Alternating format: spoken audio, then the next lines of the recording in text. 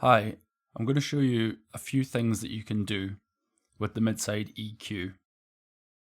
If you don't know how to set this up, then you can watch my video, how to set up a mid-side EQ in a single track. We have two EQs here. We have a center EQ and a side EQ. And the way I've got this set up is that I can make a boost in the sides, but so that it doesn't get muddy, it will cut the center at the same time. It's really handy, and with this 1073 style EQ, you can actually get a lot of control. The nice thing about using Reaper is that when we replace one of these effects, if I replace the side EQ, let's say I want something with more control, I can use one of these 12 bands. And our pin connections are still intact.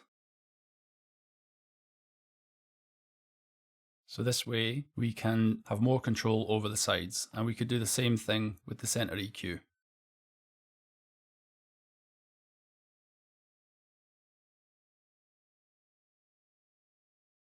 And of course we could link all of these controls if we wanted to.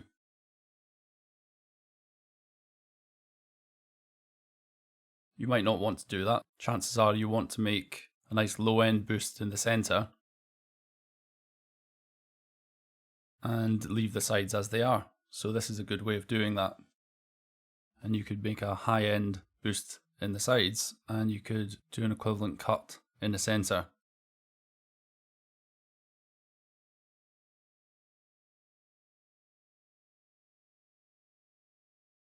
Another thing you could do, you could put a compressor.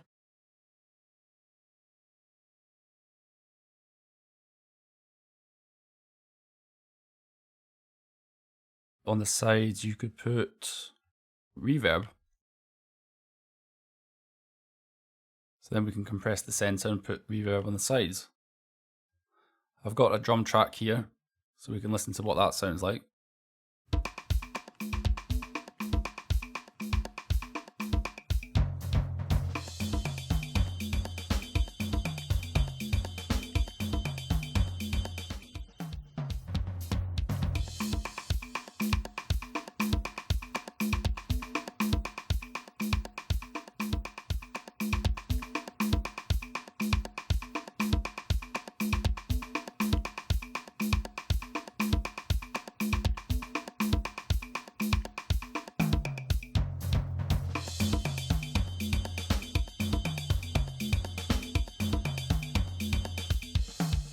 This is pretty good if you want to get some cool effects with a reverb where it's going out to the sides. Okay, I've got a project here with a guitar and a stereo reverb, which has been set up with the mid-side configuration. The guitar sounds like this.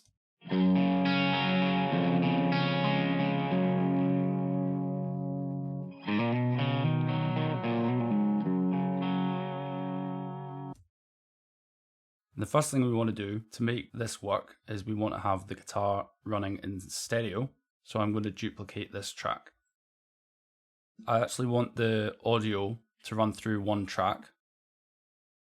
So I'll make a third track and send these two by holding Shift. And the little yellow band indicates that this has now been sent, and the blue band says that it will be receiving. Switch these out of master send. I'm going to go into the routing and pan these. You can pan them here on the front. For this, I prefer to use the pan in the track.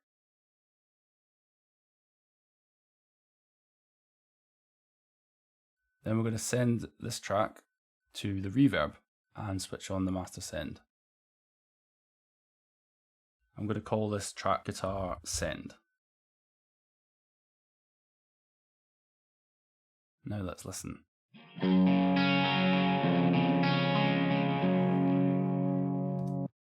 So there's still no reverb, and that's because these two tracks are actually cancelling themselves out at the side. We're going to nudge one of them so that there's a difference between them. I'm going to go forward 4 milliseconds and now we'll listen.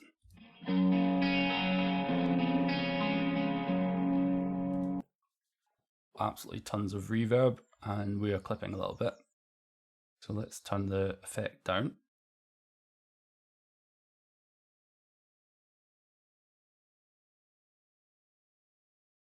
I want this effect to not really be heard except when the guitar has sort of stopped playing.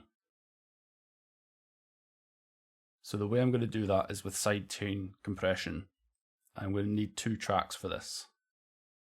So I'll insert 2 new tracks. I'm going to take these down. This track we're going to call Reverb Sidechain.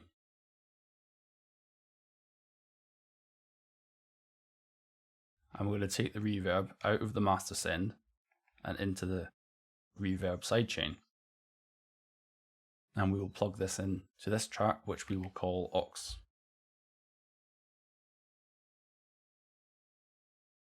Then I'm going to take guitar send out of master parent send, plug that into the aux as well. Put this one into master send. Now when we open up the routing, we've got a guitar send and a reverb sidechain.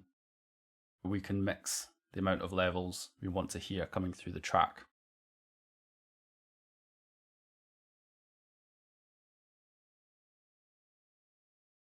Now we're going to put a compressor onto this channel.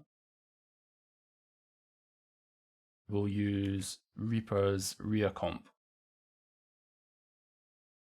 Put this into auxiliary for it to work.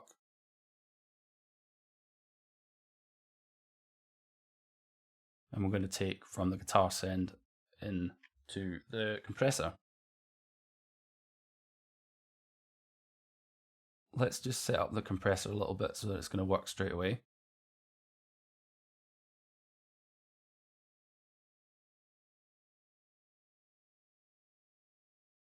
Now we should hear a little bit of ducking on the reverb.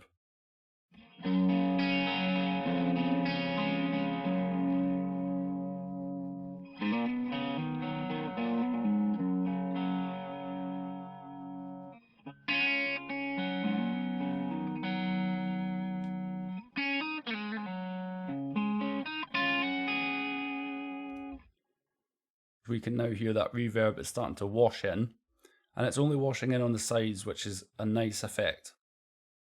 Let's look at our center channel. We have got another reverb here, so we can actually now blend in a little bit of reverb into the center.